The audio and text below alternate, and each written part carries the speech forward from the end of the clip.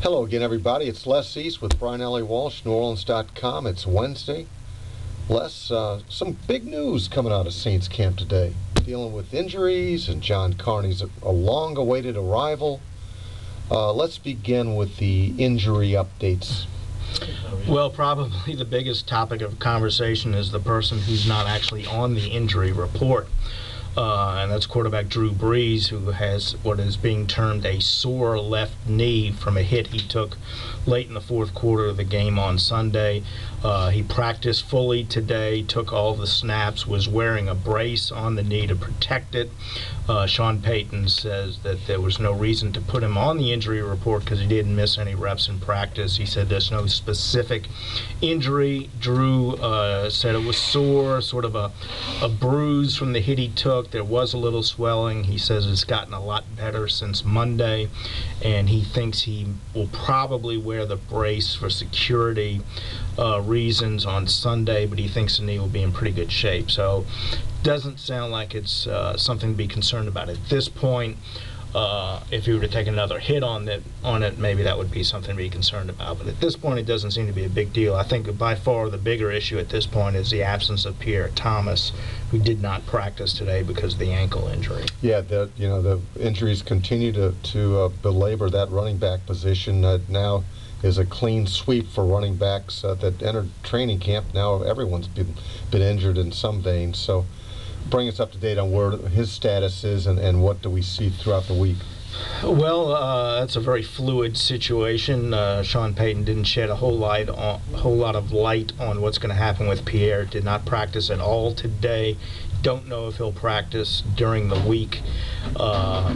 Chris Ivory, who just came back from a knee injury himself, would be next in line along with Liddell Betts. Presumably, if Pierre were to miss Sunday's game against Carolina, they would have to bring in another running back, either bringing up Deshaun Wynn from the practice squad or some other move, but that would be the most likely one. So that's something I don't think we're going to know much more about that situation probably till at least Friday. But at this point, he would be questionable at best. Yeah, that does seem to be, as Sean Payton described it, they're very flexible when it comes to that situation. And then, of course, strong safety Roman Harper sat out the practice with a hamstring injury, and really no update on him other than he did not practice at all. There were some, and Osama Young worked on a limited basis.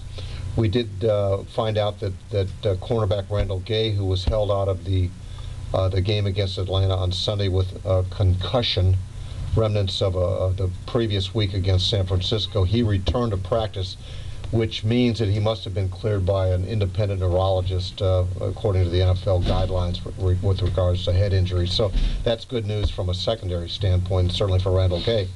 There were some other players that did not practice, and you can get all the injury updates on NewOrleans.com. But let's now move on to the kicking situation, which in itself is also a fluid situation. As all media outlets have reported, John Carney has returned to the team for his third stint. Signed with the club this morning, was on the practice field wearing his familiar number 3. He's going to join Garrett Hartley on the 53-man roster, and that decision on who kicks and what their role is for Sunday's game against Carolina will be determined as the week progresses. But it was good to see Carney back in the locker room. He's a great influence, wonderful guy. And I know he's going to be a great influence for Garrett Hartley, and hopefully can get the yips out of the young kids' hooks. And we should also mention that wide receiver Adrian Arrington was waived to make room for Carney. And that's going to be an interesting situation. Sean Payton was asked whether or not he could envision carrying 2 active place kickers for Sunday, and he didn't really address that. I would think that that's pretty unlikely. We'll see. We'll see, I believe was the way he termed that, which is the way he tends to term those types of things. If I had to guess, given the fact that Garrett's confidence is probably not at a very high level right now, you brought John in to try and solve this problem. not only from a kicking standpoint, but also working with Garrett. And the fact that it's indoors this week so that, you know, John might be able to kick the ball a little farther than he would outdoors. You know, I would think the more likely scenario would be that Carney would be your active kicker on Sunday, but that's just me reading the tea leaves. Well, I'm going to make a case for the other way. I'm going to think that by sitting him down, not that I disagree with you, I'm going to just play the devil's advocate, and then maybe that on the flip side of that psychology is that, you know, what you want the kid to get right back up on the saddle again, and after 4 or 5 days dealing with his mentor, his caddy, as John Carney described it, you know, that they may throw him back into the fray, which I wouldn't argue with necessarily, of course, unless he missed a next field goal. But yeah, you can make a case, I think, for either way. It'll be interesting to see. But you know what, and we'll address this as the week goes on.